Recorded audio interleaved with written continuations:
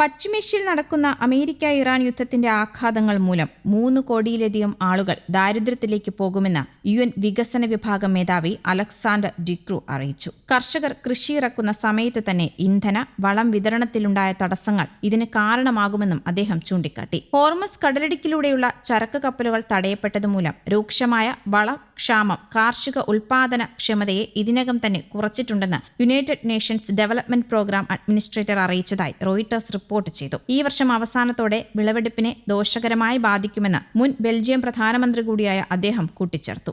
ഏതാനും മാസങ്ങൾക്കുള്ളിൽ ഭക്ഷ്യക്ഷാമം അതിന്റെ പരമാവധിയിലെത്തും. അതിൽ നിങ്ങൾക്ക് കാര്യമായി ഒന്നും ചെയ്യാൻ കഴിയില്ല.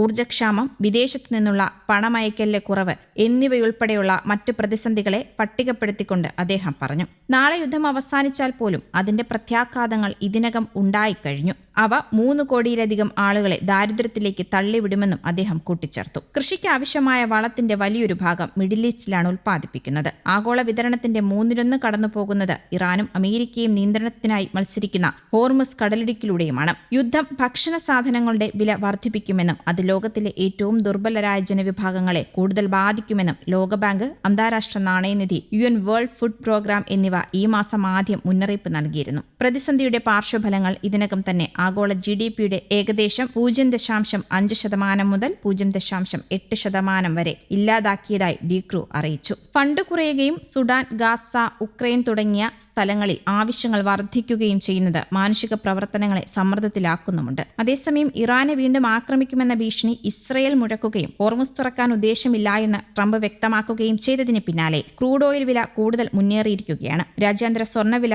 കൂടുതൽ ഇടിഞ്ഞു. ഓഹരി വിപണികളും ആശങ്കക്കയത്തിലായി. ഹോർമുസിൽ ഇറാനും US കപ്പലുകൾ പിടിച്ചെടുത്തതിൽ മത്സരിക്കുന്നതും എണ്ണ വിപണിയുടെ കുതിപ്പിന് കാരണമാകുന്നുണ്ട്. ഇതിനിടെ ഇസ്രയേലും ലെബനനും 3 ആഴ്ചത്തേക്ക് വെടിനിർത്തൽ ധാരണയിലെത്തിയെന്ന് ട്രംപ് അറിയിച്ചിരുന്നു. ഇരു രാജ്യങ്ങളുടെയും പ്രതിനിധികൾ വൈകാതെ വൈറ്റ് ഹൌസിൽ കൂടിക്കാഴ്ച നടത്തുമെന്നും ട്രംപ് വ്യക്തമാക്കി. വെടിനിർത്തൽ കാലാവധി നീട്ടിയെങ്കിലും സമാധാന സമവായ നീക്കങ്ങളുടെ സാധ്യത അകന്നു നിൽക്കുന്നതും ഇസ്രയേലും ട്രംപും ഇറാനെതിരെ സമ്മർദ്ദം കടുപ്പിച്ചതും എണ്ണവിലയെ മുന്നോട്ട് നയിക്കുന്നുണ്ട്. US ക്രൂഡ് വില ബാരലിന് 1.29% വർദ്ധിച്ച് $97.09 ബ്രന്റ് വില 1.47% മുന്നേറി $106.6. എണ്ണവില വർധന പണപ്പെരുപ്പ പേടിക്കും US ഡോളറിന്റെ മുന്നേറ്റത്തിനും വഴിവെച്ചത് സ്വർണത്തിന് ക്ഷീണമായിട്ടുമുണ്ട്. രാജ്യാന്തര സ്വർണ്ണവില ഔൺസിന് $39 താഴ്ന്ന് $4,695 US ഡോളർ ഇൻഡെക്സ് അഥവാ യൂറോ, യെൻ, പൗണ്ട് തുടങ്ങി 6 പ്രധാന കറൻസികൾക്കെതിരായ ഡോളർ സൂചിക 0.21% ഉയർന്ന് 98.80